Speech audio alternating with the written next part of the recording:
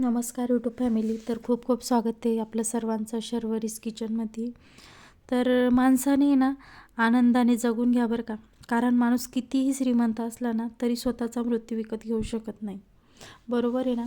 तर हे आज खरंच झालं आहे बरं का.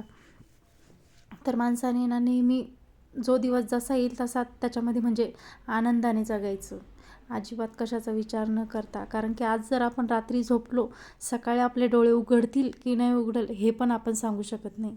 तर त्यासाठी ना ज्या परिस्थिती आहे त्या परिस्थितीमध्ये माणसानं आनंदाने जगलं पाहिजे. तर चला सुरुवात करू आपण आपल्या रेसिपीकडे. तर आज आपण बनवणार इथं लसूणी मेथी. त्यासाठी मी इथं मेथी स्वच्छ धुवून चिरून घेतली आणि भाजी शिजायला टाकून दिली लसणाची फोडणी देऊन.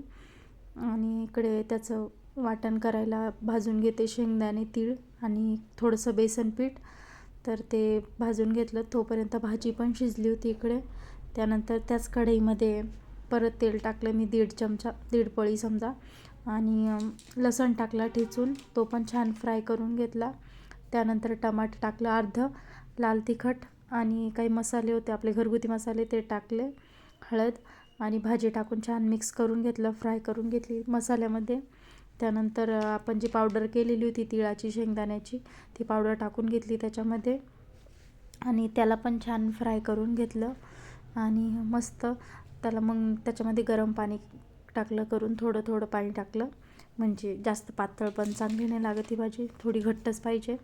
मीठ टाकून घेतलं आणि छान उकळी काढून घेतली. तयार आहे आपली लसूणी मेथी. तर चला या जेवायला.